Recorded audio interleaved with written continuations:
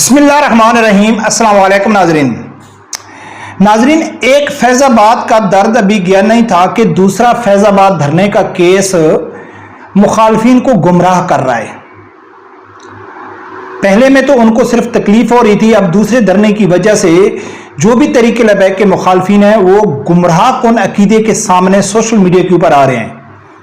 میں کہتا ہوں کہ اچھا، اگر سعد رضوی صاحب کے جو مخالفین ہیں وہ تو کہتے ہیں کہ جی سعد رضوی لوگوں کو گمراہ کر رہا ہے، عمران خان کے مخالفین کہتے ہیں کہ جی عمران خان لوگوں کو گمراہ کر رہا ہے، دوسری پارٹیوں کے جو لیڈر ہیں ان کے کارکنوں کو لوگ کہتا ہے کہ جی آپ کے لیڈر آپ کو گمراہ کر رہے ہیں۔ لیکن میں کہتا ہوں کہ سعد رضوی صاحب کس طرح پی ٹی آئی والے لوگوں کو گمراہ کر رہا ہے۔ ان کے عقیدے خراب کر دیے حافظ سعد رضوی صاحب نے کہ حافظ سعد رضوی صاحب کی مخالفت میں وہ اس حد میں نکل جائیں گے، وہ ریڈ لائن کراس کر لیں گے کہ انہوں نے واضح الفاظ میں کہنا شروع کر دیا کہ ہمارا جو پورا بھروسہ ہے وہ صرف امریکہ کے اوپر ہے، یورپی یونین کے اوپر ہے، خدا کے اوپر کوئی بھروسہ نہیں ہے۔ لاسٹ ویڈیو میں نے ذکر کیا تھا، لیکن اب میں آپ لوگوں کے سامنے کچھ ویڈیو ثبوت، کچھ کمنٹس آپ لوگوں کے سامنے رکھوں گا کہ کس طرح پی ٹی آئی کے لوگ گمراہی کے کھڈے میں گر چکے ہیں۔ ناظرین، طریق لبیک کے دھرنا جو ہوا اب فیض آباد میں، اب اس کی جو مخالفت کر رہے ہیں پی ٹی آئی والے، وہ کہہ رہے ہیں کہ اس کی وجہ سے فلسطینیوں کے اوپر ظلم بڑھ جائے گا۔ کیسے بڑھ جائے گا وہ آپ لوگوں کے سامنے رکھنا ہے۔ مسلمان کبھی امریکہ سے نہیں جیت سکتا، مسلمان کبھی بھی امریکہ سے نہیں جیت سکتا ہے۔ کون کہتے ہیں؟ پی ٹی آئی والے کہتے ہیں۔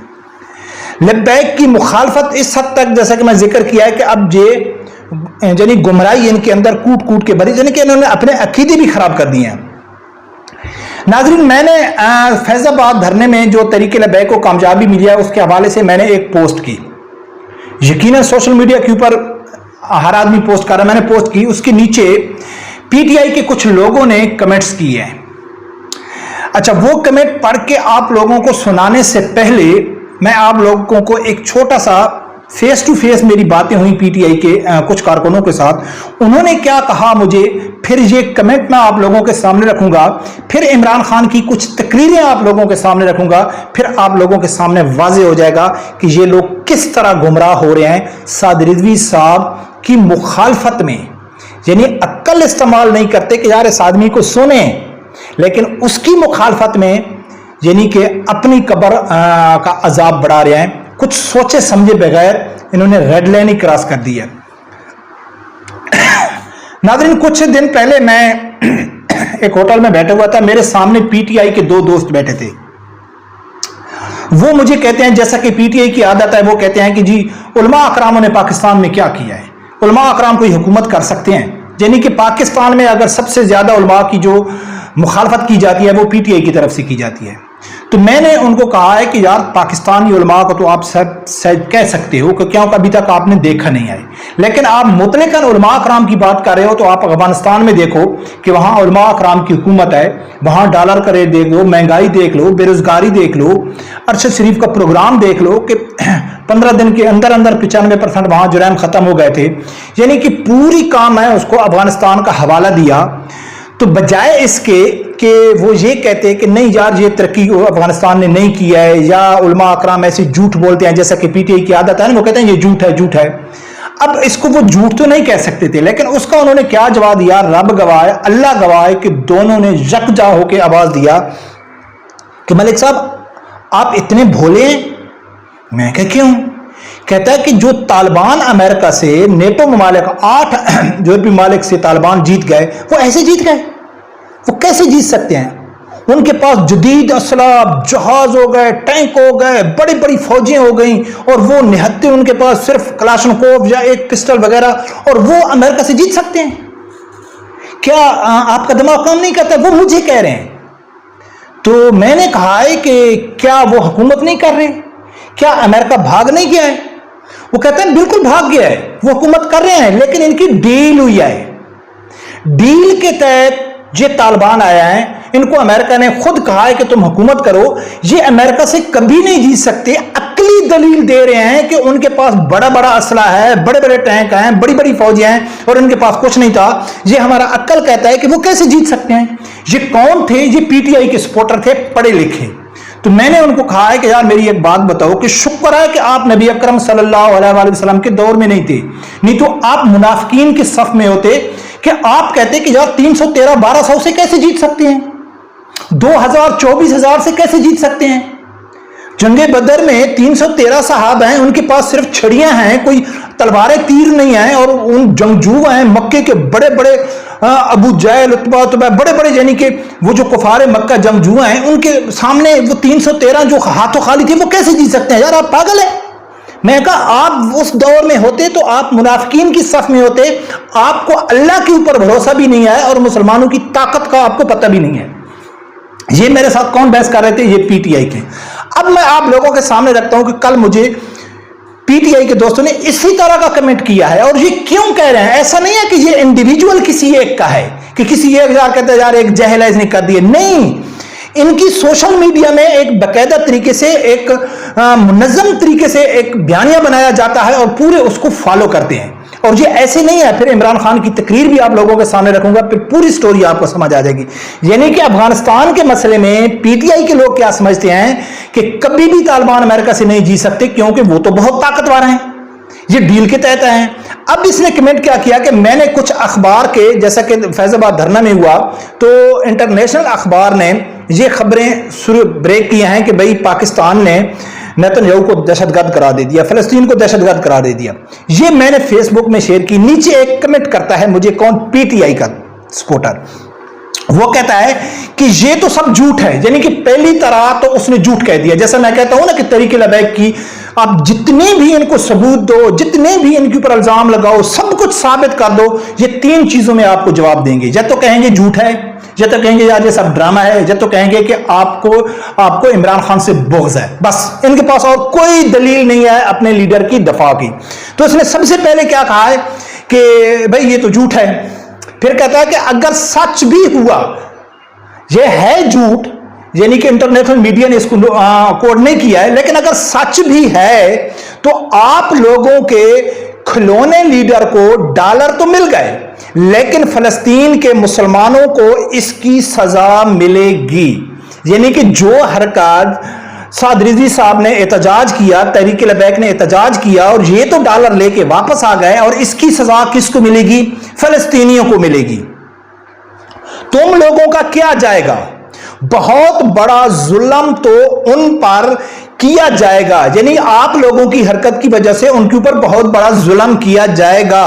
تمہارے اس چھوٹی سی بے عقلی کی وجہ سے, یعنی کہ تحریک لبیک نے بے عقلی کی ہے کہ احتجاج کیا ہے, آواز اٹھائی ہے فلسطین کے حق کی وجہ سے, لیکن یہ کہتے ہیں کہ اب ان کے اوپر بہت بڑا ظلم ہوگا.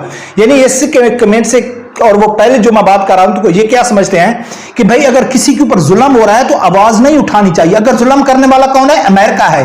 اگر ظلم کرنے والا کون ہے؟ اسرائیل ہے. اگر ظلم کرنے والے کون ہے؟ بڑے طاقتور ممالک ہیں. تو ہم کو آواز نہیں اٹھانی چاہیے. کیوں؟ کہ ان کے اوپر اور ظلم ہوگا. یہ کون کہہ رہا ہے؟ پی ٹی آئی کے کارکن. لیکن یہ کیوں کہہ رہے ہیں؟ یہ پاگل ہے.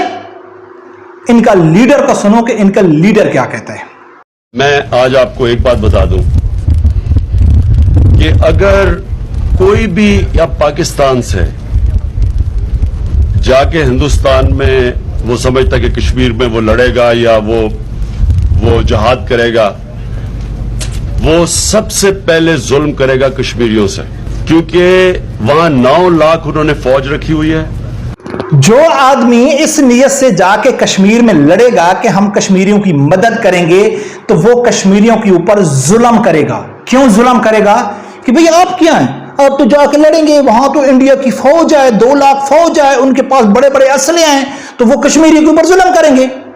یعنی کہ پاکستانی عوام کو یہ خوف دلایا جا رہا ہے کہ آپ طاقتور ملکوں کا مقابلہ نہیں کر سکتے. یعنی کہ آپ کو اللہ کے اوپر بھروسہ نہیں ہے. ٹھیک ہے نا.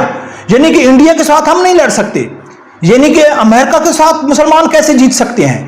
فلسطین کے اوپر اگر شریر ظلم کر رہا ہے تو ہم کو آواز نہیں اٹھانی چاہیے, کیونکہ ہم آواز اٹھائیں گے تو ان کے اوپر مزید ظلم بڑھ جائے گا.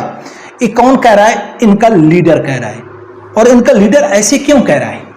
کیا اس کی اپنی سوچ ایسی ہے؟ کیا یہ سمجھتا ایسا ہے؟ نہیں، یہ سمجھتا ایسا نہیں ہے. اس کو معلوم ہے کہ آواز اٹھانی چاہیے، احتجاج کرنا چاہیے، لیکن یہ کیوں کہہ رہا ہے؟ یہ اس لیے کہہ رہا ہے کہ اس نے انڈیا میں کشمیر کا سودا کیا ہے. کیسے سودا کیا ہے اب میں آپ لوگوں کے سامنے رکھتا ہوں. نریندر مودی نے عمران خان کو کشمیر کے بدلے 200 کروڑ روپے کا چندہ دیا. یہ کبھی ماسٹر اسٹروک ہے. ہم لوگ 10,000 سے لے کے 12,000 کروڑ روپیہ ہر سال کشمیر کے اوپر لگاتے تھے، خرچ کرتے تھے. مودی جی نے کیا کیا؟ عمران خان کی پارٹی کو فنڈز دلا دیے 100-200 کروڑ روپے. وہ چپ ہو گیا، ان کے اگینسٹ بولنا شروع کر دیا. جو ہمارا 9,900 کروڑ روپے بچ رہے ہیں اس کو اپنے ڈیولپمنٹ میں لگا دیا. اس سے بڑھیا گیم کیا ہو سکتی ہے؟ ہم 12,000 کروڑ روپے کشمیر کے اوپر خرچ کرتے تھے، مودی نے عمران خان کو 200 کروڑ دے دیا، ہمارا مسئلہ حل ہو گیا، 370 ختم ہو گیا. عمران خان نے پاکستانی کو آیا کہ خبردار آپ نے آدھا گھنٹہ کھڑا ہو کے کشمیر کے لیے احتجاج کرنا ہے، لیکن وہاں لڑنے کی کوشش نہیں کرنا. کیوں؟ کہ لڑو گے تو آپ کشمیریوں کے اوپر ظلم کرو گے. جیسا کہ یہ کارکن کہتے ہیں کہ آپ فلسطین کے لیے آواز اٹھاؤ گے تو فلسطینیوں کے اوپر ظلم ہوگا. جس طرح پی ٹی آئی والے کہتے ہیں کہ طالبان تو جیت ہی نہیں سکتے، امریکہ تو اتنا بڑا طاقتور ہے. لیکن جیت تو سامنے ہے. جب جیت سامنے ہے تو یہ ڈیل ہے. شاید آپ لوگوں کو معلوم ہوگا کہ نہیں ہوگا، کشمیر کا تو بتا دیا میں نے، عمران خان نے ایسا کیوں کہا ہے. لیکن فلسطین، اسرائیل اور امریکہ اور انڈیا، اس کی فارن فنڈنگ ارشد شریف نے ثابت کیا ہے کہ عمران خان کو امریکہ سے، اسرائیل سے اور انڈیا سے فنڈنگ ہوتی ہے. ارشد شریف نے جب یہ انکشاف کیا تھا، پھر اب موجودہ حالات کو دیکھ لو کہ عمران خان کے لیے اسرائیل آواز اٹھا رہا ہے، عمران خان کے لیے امریکہ آواز اٹھا رہا ہے، عمران خان کے لیے انڈیا آواز آ رہا ہے کہ عمران خان ہمارا دوست ہے. گورواریہ کہتا ہے کہ عمران خان تو ہمارا دوست ہے. جو ہماری ایجنسیاں اربوں روپے ڈالر لگا کے نہیں کر سکتی وہ تو عمران خان نے کیا پاکستانی فوج کے خلاف. ذرا اتنی پوری واضح سٹوری آپ لوگوں کے سامنے ہونے کے، واضح فلم ہونے کے باوجود بھی اگر آپ لوگوں کو سمجھ نہیں آئے کہ یہ لوگ کون ہیں، یہ کہاں سے لایا گیا عمران خان کو، اب ناظرین خود اندازہ لگا لو کہ یہ مائنڈ سیٹ ہے پی ٹی آئی والوں کا کہ ان کے سامنے اللہ کے اوپر تو بالکل بھروسہ ہے ہی نہیں. عقلی طور پر سوچتے ہیں، جیسا کہ اب کہتے ہیں نا کہ جی ڈونلڈ ٹرمپ آ رہا ہے، ڈونلڈ ٹرمپ آ رہا ہے، وہ آ گیا تو عمران خان بھی آ جائے گا. ان بدبختوں کو اتنا معلوم نہیں ہے کہ سب سے زیادہ مسلمانوں کا دشمن ڈونلڈ ٹرمپ ہے. ان کو اتنا معلوم نہیں ہے کہ یہی یعنی کہ جو ڈونلڈ ٹرمپ ہے یہ مسلمانوں کا سب سے بڑا دشمن ہے. اسی نے سعودیہ سرزمین کے اوپر کھڑے ہو کے کہا تھا کہ جہادی تنظیمیں حماس، حزب اللہ اور اخوان المسلمین وہ دہشت گرد تنظیمیں ہیں. اسی کی وجہ سے قطر نے یعنی مذمت کی تھی اور سعودیہ نے اس سے سفارتی تعلقات ختم کر دیے تھے. اسی ڈونلڈ ٹرمپ نے اپنا سفارت خانہ تل ابیب سے بیت المقدس میں شفٹ کیا. یہ سب کچھ کس نے کیا؟ ڈونلڈ ٹرمپ نے. لیکن پی ٹی آئی اس کے اوپر فخر محسوس کر رہی ہے کہ ڈونلڈ ٹرمپ آ رہا ہے، عمران خان کو یعنی کہ رہائی مل جائے گی. بلی کے خواب میں چھچڑے. ناظرین یہ ہیں وہ لوگ، ان کے ساتھ اصل ہماری جنگ اس لیے ہے. کوئی سیاسی مخالفت ہماری ان سے نہیں ہے کہ ان کے دور میں جی مہنگائی کم تھی اور زیادہ تھی اب کم ہوگی. نہیں، یہ لوگ اسلام کے دشمن ہیں، یہ لوگ فسادی ہیں، یہ بیرونی ایجنڈے کے اوپر کام کر رہے ہیں. اور مجھے سمجھ نہیں آتی کہ ابھی تک ایجنسیاں بہت سلو کیوں جا رہی ہیں. پاکستان کے ادارے ان کے خلاف فائنل راؤنڈ کیوں نہیں کھیلتے؟